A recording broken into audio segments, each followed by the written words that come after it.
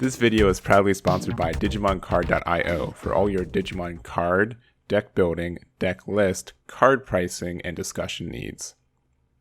Hey everyone, Egman here with another video, and today we've got an important update for the Digimon Fest that are happening in Texas and Florida next month. Also remember, I will be at the Texas one. I will be doing some DBS commentary, but I will have some goodies if you guys see me, including some pins, some sleeves, a bunch of other things. So if you are in Arlington, make sure to try to find me out.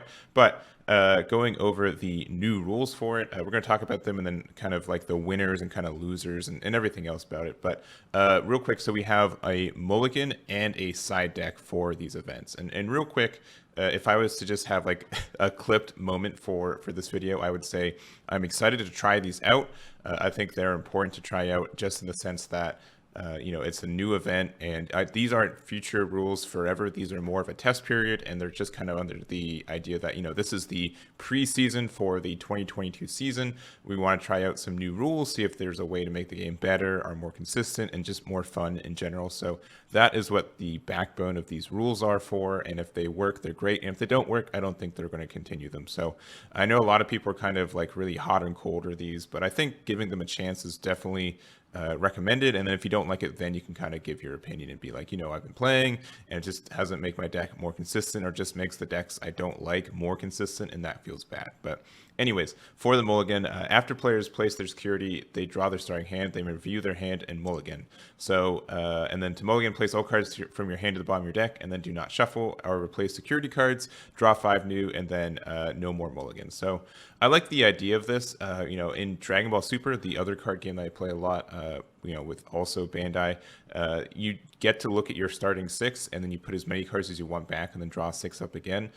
So it's not as, I would say, different as that. Like, it's way different than that one in the sense that it's not as calculated. You have to pretty much say, is this the hand I want to, or do I want to chance another 5 off the top of my deck that could be even worse, to be honest. So that's kind of the idea. And I know like a lot of people have kind of been flip-flopping about this just because, starting with a rookie feels really good most times, but you can always make plays in this game unless you have like a handful of 10 memory plus cards. But it's just the idea that there's always kind of plays you can't be making kind of.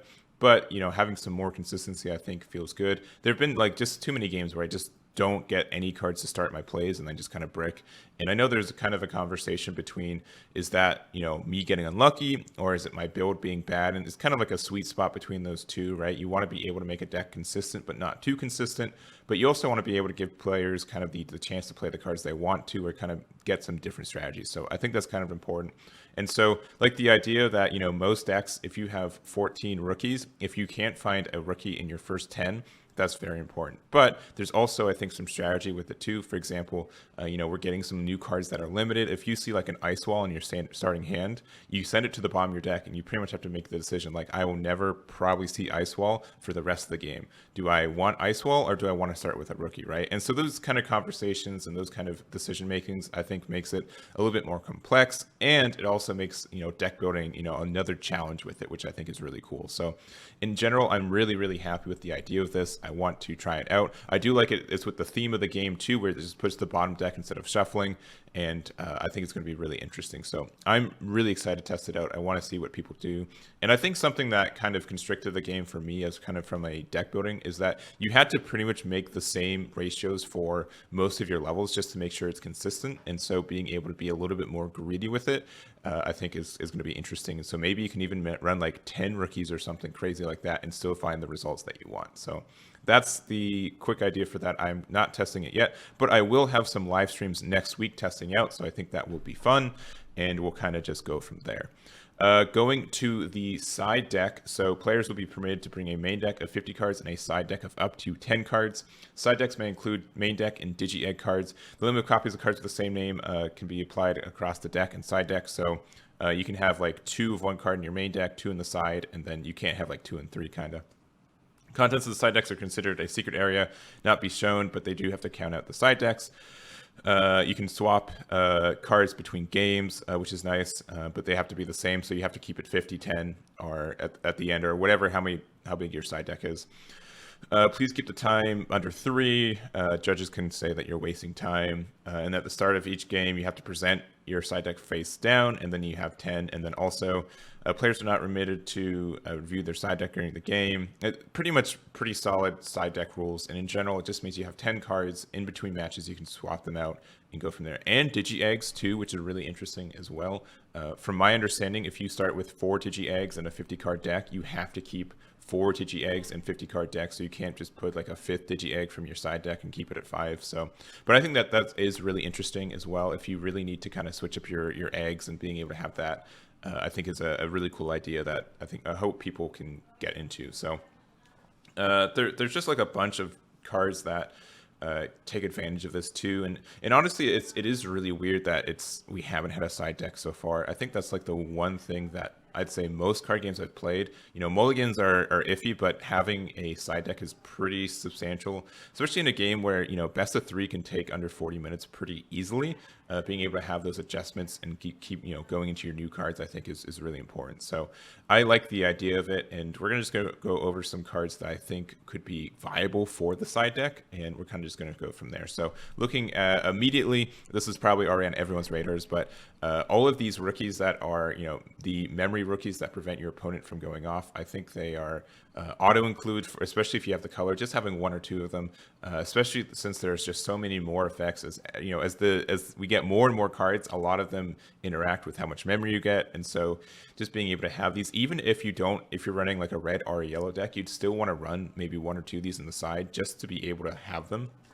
Having to pay 3 to get them on the board to prevent your opponent from going off is still a really good viable thing. So I think they're fantastic for what they are, and you should definitely have, at least if they're not on your main deck, which some of them are, you can put more. And like that's also the thing too. You can like put 2 in your main, but have the rookies you really, really want, and then you can go like 2 more in your side deck in case you really need to see them, which I think is good. We also do have like these kind of more white generic cards as well. I think Takumi and Tai and Matt are both just great generic tamers, and they kind of go to different ends. If you're playing against something really aggressive, kind of rookie rushy, Takumi is fantastic for what you're doing. It prevents your opponent from swinging, going off, and buys you some turns. Tai and Matt, the other end, if your opponent's playing like maybe security control or something like that, and giving yourself an extra 2 memory and also get your plays off, I think is good too. And like, before side deck, I was playing Lilith Loop a lot, and the idea is like, what do you want? Do you want Takumi or do you want Tai and Matt? Because most decks either get affected by one or the other, but not both, and that kind of stinks. So being able to have both of them and have them in your deck, if you need that kind of extra memory, or you want to have some archetype specific stuff, I think is good. Also, emergency program shutdown is. This is 100% kind of a side deck card, and so if you're running a deck, if you're going against security control or something like that, being able to play emergency program shutdown, I think is great for what it is. And if you need to have these extra tamers and everything else to get them viable, they can also be living in your sideboard. You can kind of go from there. So these are just some ideas for that as well. And then lastly, there's I think the biggest thing that will impact this sideboard is that we're getting to a point where there's just so many kind of high-end boss monsters, and then you kind of have the one that you really want to go into, and then you have to choose like 1 or 2 of the one you kind of want to go into. And so being able to have that flexibility and everything, if you're playing Jesmon and you're playing against security control, you might not have War Greymon in your main deck, but you definitely have it in your side deck too. And, of course, you also have like a delicate plan as well, right? But being able to say, you know what, I'm playing against a deck that I'm very afraid of. Let's go into War Greymon. He'll have that security attack +1, and then it's just very good for where you are. Securumon, has been seeing a lot of play, especially against decks that are like the Bond decks, since you give your opponent security attack -3 for anything they bring out of their raising. So if you're playing something like a Lord Nightmon deck, and you don't want to, give this a main deck spot, but you want to give it a side deck spot to help out that matchup, I think that's really called for. And then we also have not like a lot of generic, but like Mechanoramon. People are main decking this as it is just because it's such a good blocker, and decks that aren't have no synergy besides just wanting to play this for 4. So I think people will put like 1 or 2 in there in case we see something more aggressive. And then we also have like Neo Devimon. This is a good one for purple. If you're playing against, tamers are being really pushed, especially in BT7, since they are kind of like this hybrid archetype. So having Neo Devimon as like one of your level 5s to say, punish your opponent for playing tamers, I think that's helpful for the deck too. But this is kind of just some on the surface cards, but I hope it got you guys some thoughts on what you want.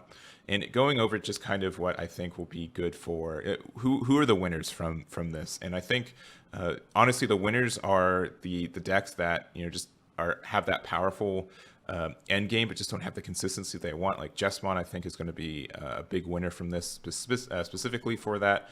And probably the losers are going to be decks that either are already consistent or they have that some very difficult silver bullets. For once again, I think bond decks are going to get a little bit less powerful because of this, because they do have like things like Securiumon, which you can just tech into your yellow decks, or like security control decks. Even if you hard cast it for 12, a lot of decks will have a hard time getting rid of this without having to pay like a hefty cost for it, which I think is good.